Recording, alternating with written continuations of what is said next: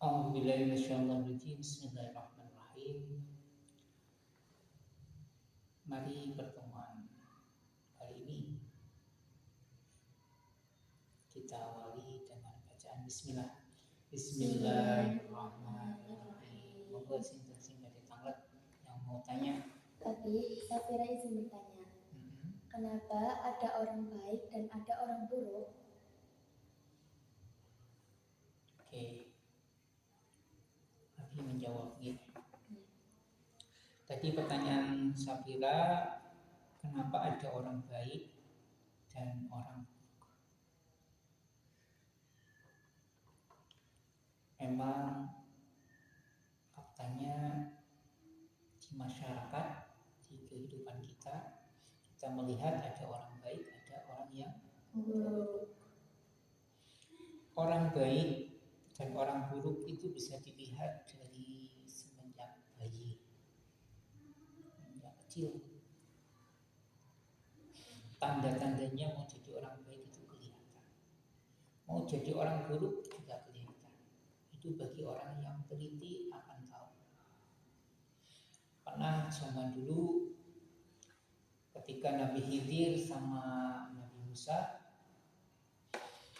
Nabi Musa berguru kepada Nabi Khidir, disuruh tidak bertanya.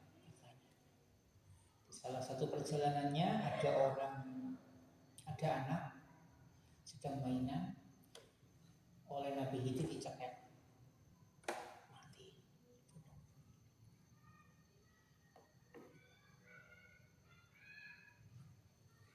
Kemudian Nabi Musa menyalahkannya. Kenapa kamu bunuh? Kan dia tidak bersalah. Secara syariatnya begitu. Tapi ilmu Allah itu sangat dalam luas. Nah, Nabi Khidir diberi oleh Allah ilmu yang seperti itu. Tahu nanti bahwa anak ini nantinya akan kelak jadi orang jahat, jadi anak durhaka, jadi anak yang menyusahkan orang tua, orang jahat. Makanya dibunuh. Dan itu pun atas perintah Allah. Nah, jadi cerita ini anak baik, anak buruk itu dari kecil sudah kelihatan. Nah, kamu introspeksi diri coba. Dulunya kamu kayak apa? Suka menungin orang?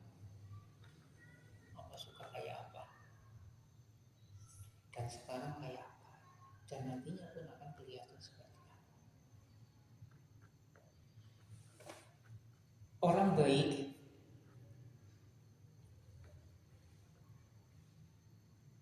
dimanapun akan baik. Jadi kiai ya kiai baik, jadi guru yang baik, jadi petani yang baik, pedagang yang baik, suami ya suami yang baik, istri ya istri yang baik, jadi dokter ya dokter yang baik, jadi apapun akan baik. Makanya kan ada kiai yang tidak baik, ada yang kiai yang menzinai santri, itu harusnya jadi penjahat, jangan jadi kiai. Jadi kalau orang jelek mau apa saja bisa jadi jelek. Presiden ya bisa presiden jelek, jadi raja ya bisa raja jelek, mau jadi papi ya papi jelek, jadi menteri bisa menteri jelek. Kalau baik ya gimana pun bisa jadi baik. Jadi hakikatnya baik dan buruk itu sudah ada takdirnya atau ketentuannya Allah sejak di kandungan. Kecil.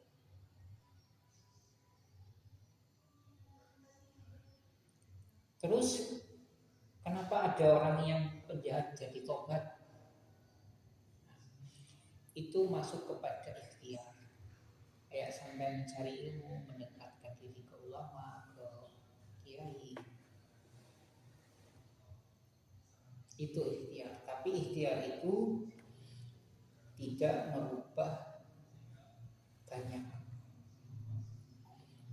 Kok bisa piye itu tadi ada kiai yang jahat. Jadi baik dan jahat itu rahasia, tapi untuk kita bisa kita lihat. Dan baik dan jahat ini sebenarnya selalu taruh. Nah, mudah-mudahan kita tergolong orang-orang yang baik, membela kebaikan, menuju kebaikan, menuju Allah, jadi lakon Allahumma. Amin. Dan mudah-mudahan lawan kita orang-orang yang jahat, orang yang buruk, setan iblis, jin kafir, penjahat. Nah, sehingga dalam nantinya kita hidup sudah jelas kita posisi yang mana. Ya, jadi mulai sekarang kamu pahami, aku punya teman siapa, aku punya musuh siapa. Kalau temanmu baik, bisa jadi kamu baik. Yang paling mudah diketahui ya lihat musuhmu. Musuhmu jelek berarti kamu baik. Tapi kalau musuhmu baik, bahaya. Bisa-bisa kamu yang jelek. Nah, kalau sudah ketahuan kita jelek, kita berdoa terus untuk diubah oleh Allah sehingga kita menjadi orang yang taubat, orang yang hijrah dari keburukan menjadi apa ada. Ya walaupun tipis hasilnya.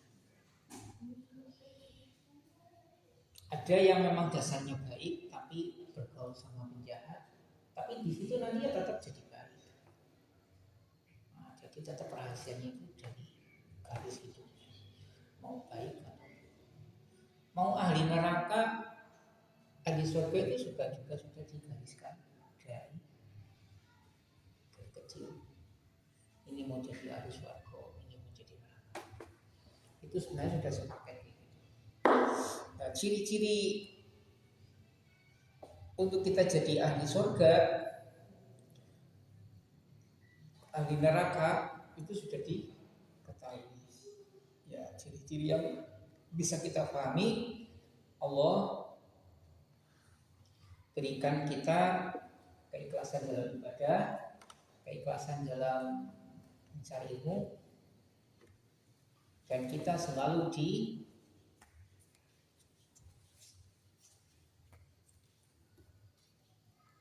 diberi jalan yang lurus, jalan kebaikan. Panggil.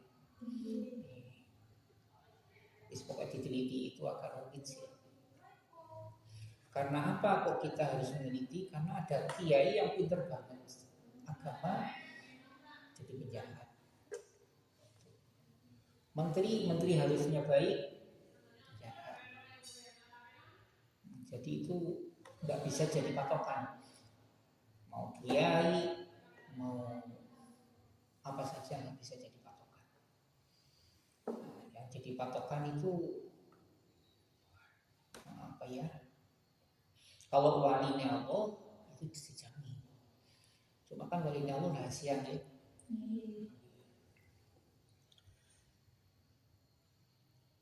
Hampir seperti orang mau meninggal husnul khotimah atau tidak itu juga rahasia. Hampir sama dengan menilai orang baik dan buruk. Hampir sama ahli surga atau neraka. Jadi itu masih perlu banyak penelitian. Tapi kalau sudah orang diberi oleh Allah sesuatu kelebihan, langsung lihat lipat calon ahli surga, ketahuan dan jelas dan sangat jelas. Nah, jadi kembali kepada Allah. Ketika Allah membuka rahasia, kita diberi terbukanya rahasia untuk itu, maka kita akan tahu.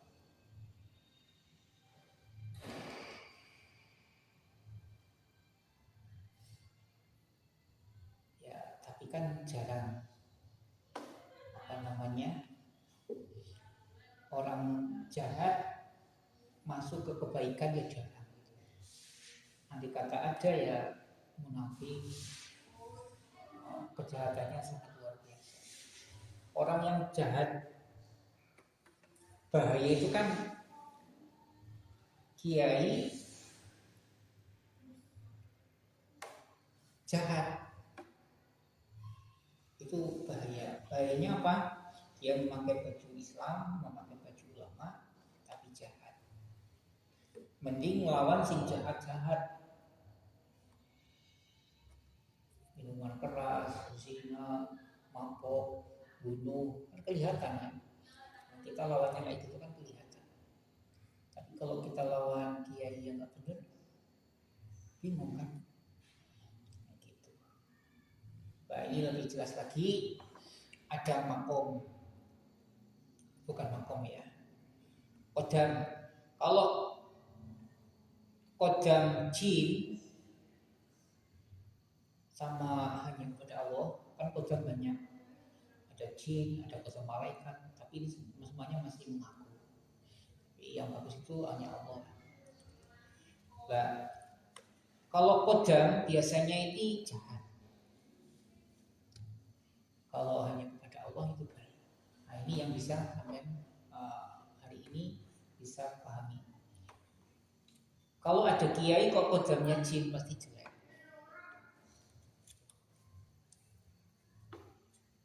Kodam itu apa? Ya kapan-kapan ada yang tanya. Kodam jin rata-rata jelek. Mau jadi apa saja jelek. Paham ya? Jin apa iblis kok kesana pasti jelek. Ya, mudah-mudahan ini bisa dipahami. Mari kita mulai sekarang lihat diri kita.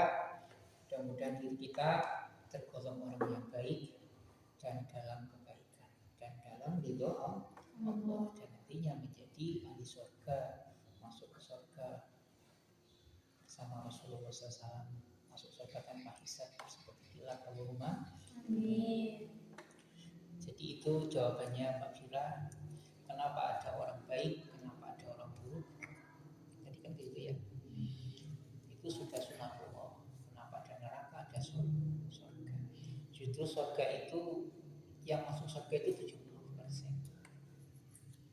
Yang masuk neraka yang masuk surga 30%, yang masuk neraka 70%. Dan dari semua manusia begitu.